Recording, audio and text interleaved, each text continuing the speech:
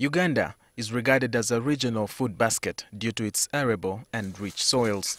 The Food and Agriculture Organization showed that by the end of 2016, 89% of the Ugandan population was food secure. But the abundance of food does not directly translate into a healthy population.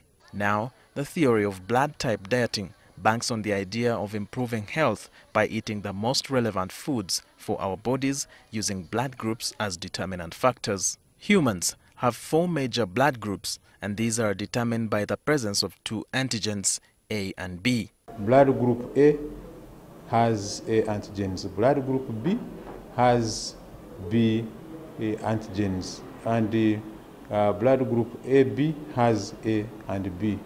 Now, where the blood group doesn't have any antigens, it is called blood group O. Dr. Peter Dadamo is a naturopath and a renowned proponent for blood group dieting world over. In his theory, he advises that the evolution of the human race also happened with the blood type. He therefore advises that people with blood group O should have a diet largely comprising animal protein. Group A should thrive on a vegetarian diet. The Bs should take more dairy products, and AB are likely to benefit from what is recommended for blood group A and B. People should eat their food. They should leave alone that business of blood groups and nutrition. Dr. Paul Kasenene, a qualified medical doctor specializing in nutritional, functional and lifestyle medicine, says this notion is harmful and could deny the body of some nutrients. So if we look, for example, at blood group O, who are hunters, they say eat meat in abundance. We know that animal products consumed above a certain amount will increase your risk for specifically heart disease and even certain types of cancer, like colon cancer, breast cancer, prostate cancer, pancreatic cancer. And this is irrespective of your blood type. Dr. Kasenene says this kind of diet can also worsen some medical conditions because of the genetic differences. Blood group diet does not spare you from your genetic uniqueness.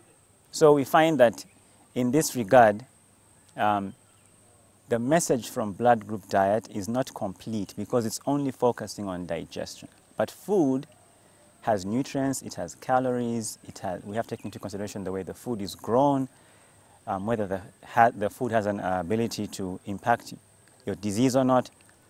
And so you find that the blood group diet is really addressing a very small aspect of health. Despite the fact of having no scientifically proven health benefits, medics say that blood dieting is also not applicable in a family setup. You can just imagine the practical issues with having to figure out how you're going to eat in this home. One person shouldn't eat meat, another person shouldn't eat wheat. The other thing is that we have to also be careful to make sure that people do not actually compromise their nutrition.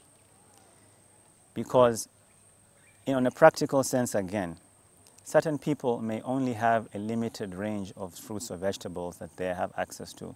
And if you take those from them, then people are actually going to be at risk for having nutritional deficiencies. Dr. Kasenene says feeding should entirely be based on the recommended balanced diet. 90% of what we eat should actually be plant foods, and no more than 10% of our diet should be animal products.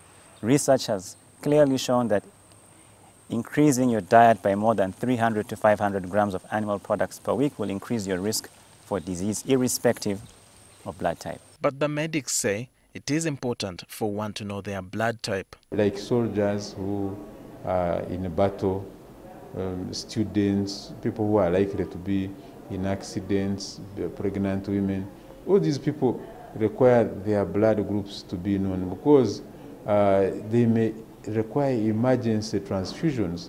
Now, if you require an emergency transfusion and then you have first to test the blood, to do what? You are delaying the emergency. We are able to know not only our blood types, but our genetic profiles, our metabolic profiles, and we can always use this information to come up with eating plans that will be most suitable for us. Walter Mwesije, NTV.